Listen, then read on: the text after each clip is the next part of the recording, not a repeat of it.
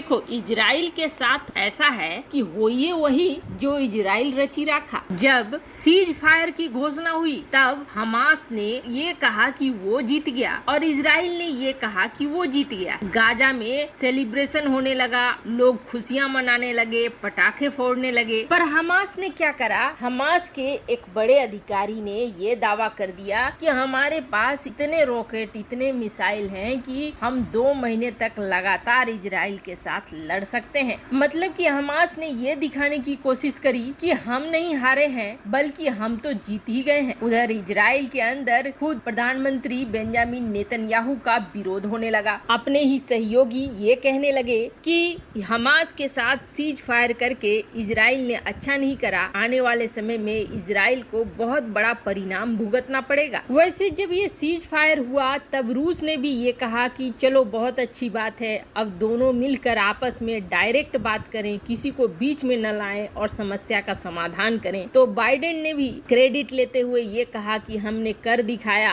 और हमारी कूटनीति बहुत सफल रही। पर ऐसा क्या हो गया कि अल अक्सा मस्जिद पर इजराइल ने दागना शुरू कर दिया। इजरायली फोर्स बड़ी संख्या में वहां उतर आई और अब हालात ये हो गए हैं कि जो सीज फायर हुआ था कुछ घंटे पहले, वो सीज फायर अब कूड़े के दान में चला गया है और एक बार फिर से जंग के हालात बन गए हैं। इजराइल का ये निर्णय बड़ा ही अचानक हुआ है और आखिर इजराइल ने ऐसा क्यों किया ये भी आपको बताते हैं। पर इससे पहले ये जान ले कि ये फसाद शुरू ही हुई थी अल अक्सा मस्जिद से। और ये अल अक्सा मस्जिद है कहाँ पे? तो जरा सा इसे देखिए। ये है हमारा भारत और यहाँ पे है अल अक्सा मस्जिद। थोड़ा नजदीक जाकर इसे देखेंगे तो ये इस तरीके का दिखता है। इतना बड़ा कंपाउंड है और सारी फसाद की जड़ यहीं से शुरू हो रही है। पहली बार भी जब लड़ाई शुरू हुई तब यहीं पर शुरू हुई। दरअसल कहा यह जा रहा है कि उस वक्त प्रदर्शनकारी इस अल अक्सा मस्जिद में आम लोगों के साथ घुस गए। अब कुछ लोग थे जो आम लोग थे, अपनी प्रार्थना पर ध्यान दे रहे थे और ये जो समूह था ये दिमाग में रख कर बैठा हुआ था कि इजराइल की फोर्स तो यहाँ घुसेगी नहीं और जब घुसेगी नहीं तो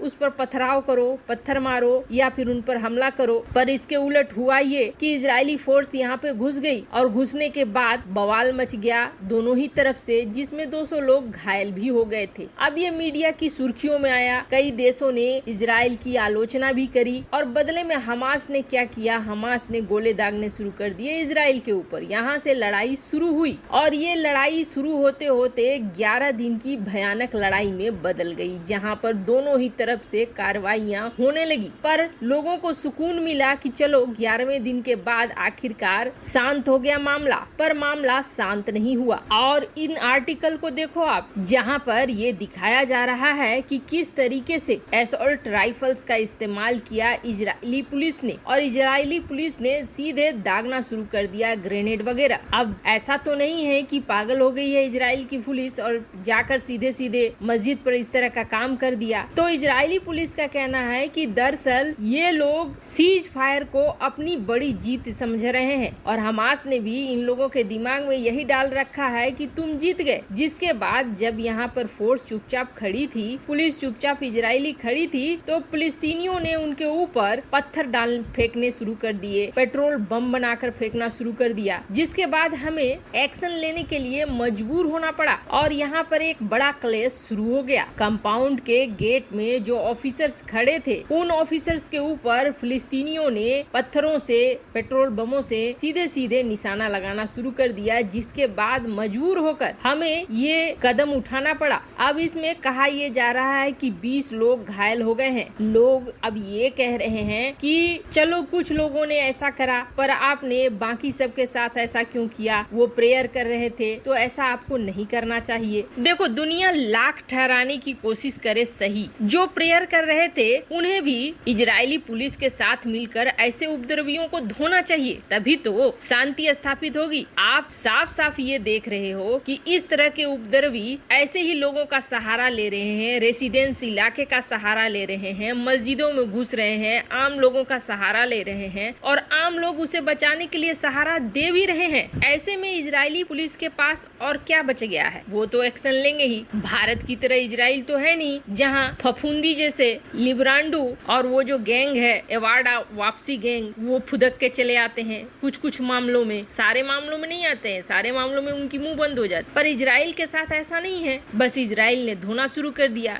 जो ज्यादा नशा चढ़ गया था पार्टी का और हमास ने जो खुराक पिला दी थी कि हम जीत गए, जीत का जश्न मनाने का तरीका उन्होंने पत्थरों का इस्तेमाल करना शुरू कर दिया। तो बस इजराइल ने ले लिया एक्शन। पर देखो इसका दूसरा पहलू भी है जिसको राजनीतिक और कूटनीतिक रूप से कह रहा है कि इजराइल ने ऐसा इसलिए किया क्योंकि हमास लगातार ये दावा कर रहा है कि ये जीत उसकी जीत है और फिलिस्तीन लोगों के दिमाग में अगर ये चीज बैठ जाती है तो ये और भी ज्यादा उत्पात मचाएंगे। ऐसे में फ्री हैंड दे रखा है पुलिस को कि तुम जवाब में ठोक दो। अब अल-अक्सा मस्जिद पर बवाल खड़ा कर दिया इजराइल ने और हमास ने ये कहा था कि आप अल-अक्सा मस्जिद से अपनी आर्मी हटा लेना, लेकिन ऐसा तो हुआ नहीं। अब गेंद चली गई है हमास के पाले में। हमास बदले में अगर कोई एक्शन नहीं लेता है तब फिलिस्तीनियों को अच्छे से समझ में आ जाएगा कि जीत किसकी हुई। पर अब यहाँ बवाल ये मच रहा है कि अगर हमास एक्शन लेता है और दुनिया के देश फिर से एक्शन में आ जाते हैं, इसका मतलब ये होगा कि इजराइल और फिलिस्तीन की शांति कायम नहीं रही और ये झगड़े अब आगे और भी बढ़ेंगे। जब ये लड़ाइयाँ चल रही थी तो ये अल-अक्सा का जो कंपाउंड है, इस कंपाउंड में लोग भाग रहे थे, तितर बितर इधर से उधर जा रहे थे और इजरायली सेना के हाथ में आप ये असॉल्ट राइफल्स देख सकते हैं जो उन्होंने तान रखा है। शुक्र मनाओ कि उन्होंने इसे इस तरीके से चलाया नहीं कि कोई हताहत हो, सिर्फ घायल ही हुए लोग और सिर्फ भीड़ को तितर बितर करने की ही कोशिश करी। पर ये इलाका एक बार फिर से गरमाने लगा है और हो सकता है कि बहुत जल्द इजराइल अपने ग्रेटर इजराइल के फैसले पर वापस लौट आए और ग्रेटर इजराइल के सपने को पूरा करने लगे। हालांकि इजराइल के इस काम के बाद रूस, अमेरिका, भारत सभी शॉक्ड रह गए हैं। उन्हें अब समझ में ये नहीं आ रहा है कि आगे की सिचुएशन क्या होगी और आगे की सिचुएशन को कैसे हैंडल करना है। लेकिन इतना जरूर है कि तुर्की और पाकिस्तान खुश हो गए हैं क्योंकि तुर्की और पाकिस्तान को ऐसा लग रहा है कि उन्हें बस अब एक मौका मिल गया। अब इस मौके का वो फायदा उठाएंगे और फिर से वैसा ही माहौल बनाएंगे। इस बार तो सीधे मस्जिद का मामला आ गया है तो इसे धार्मिक रंग देने में और भी मजा आएगा। पर देखो चाहे कुछ भी कर लो, इजराइल करेगा वही जो उसे सही लगेगा। वैसे आपको क्या लगता है, क्या इजराइल और फिलिस्तीन का ये झगड़ा अब फिर से शुरू होगा? कमेंट कर अपनी राय जरूर बताएं। जल्द मिलते हैं अगले वीडियो में नई खबर के साथ।